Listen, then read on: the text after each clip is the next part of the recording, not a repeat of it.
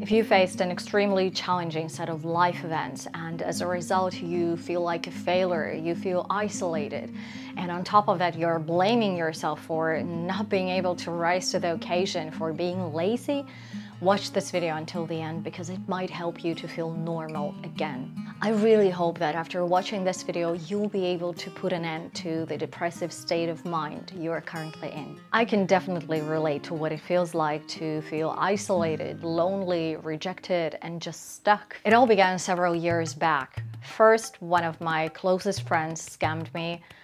Then another person took my money without giving it back. I was already exhausted after that, but then I decided to move to another country, which is in itself one of the most stressful events in a person's life, according to surveys. Even though you want to move, you have to figure out a lot of different things. But that was not the end. Then the war started. The country where I used to live invaded Ukraine. And it was such a shock, an unbelievable amount of pain and sorrow. And it directly influenced my life too, because a part of my business was destroyed, a huge part of my savings was blocked, and I basically had to start a new business in a new country. Meanwhile, an anti-Russian sentiment was growing across Europe, so it felt like a trap. In Russia, being against the war means being a traitor, and you'll either face countless fines or will be jailed at some point. That's not the most pleasant feeling. And at that point, I also didn't know if I would be allowed to stay in the Netherlands because, you know, it felt like any minute I can get an email or a letter saying, your residence permit is void, you may now return to the country of your citizenship.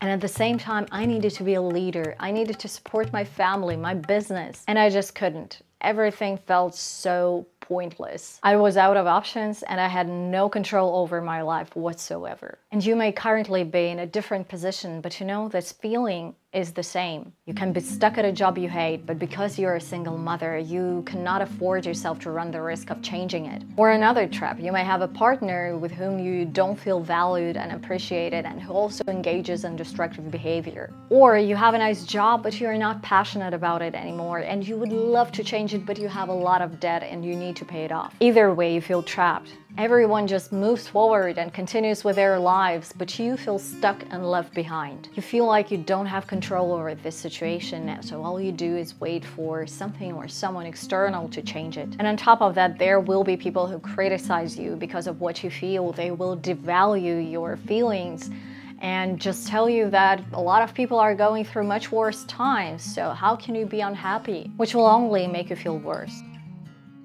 Before we move on, we need to examine three concepts: a task, a problem, and a crisis. A task is a goal that we know how to achieve. If there is no food in your fridge, you don't panic. You just put grocery shopping in your to-do list. If we don't know how to achieve a certain goal, a task turns into a problem. Think about creating a YouTube video that gets 100,000 views. Do you think it's feasible? Of course, because you've seen a lot of videos with this amount of views.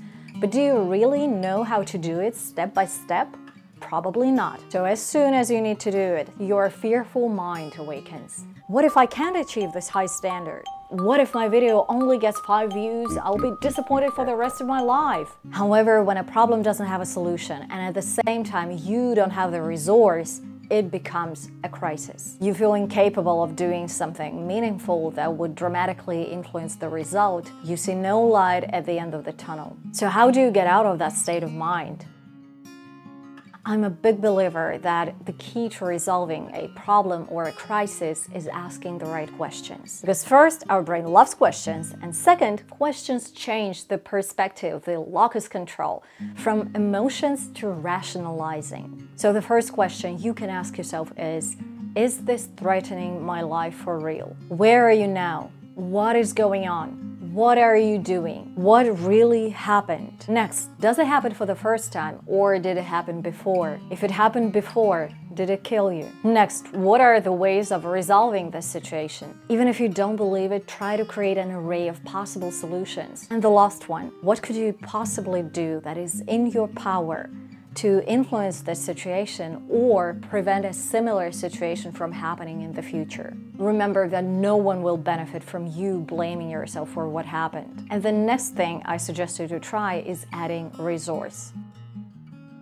When you're out of resources, your body limits your energy. And as a result, you lose the ability of handling the tiniest negative events. It's not because you can't handle them in general, because you're weak or stupid or lazy. That's a lie your inner critic might be telling yourself. It only happens because you can't handle the circumstances right now, because you're out of the resource, you're out of energy. You might have the latest iPhone model, but when its battery is showing only 2%, that means that it's not capable of doing some operations it used to be capable of. It's just physics. It can't rise to the occasion and pretend it has 50% instead of 2. Does it mean it's a bad smartphone? No, it's just out of energy. Does that make sense? When you're out of the resource, you can't handle the same volume of tasks and same difficulty of tasks as you could when your resource was abundant. It's physically impossible. You've burned out. So your main goal at this point is to restore energy in your body and in your mind. And the only way you can fix that is take care of yourself. First, admit that you are worthy of feeling good and living a normal life. I know that at this moment you might feel you're not worthy of that, and whatever happened in your life, you might be blaming yourself for it to some unbearable heights. But the truth is, you strive to select the best possible options out of the ones you had. You were a kind soul and you didn't want to cause damage. You have probably made a mistake. So what?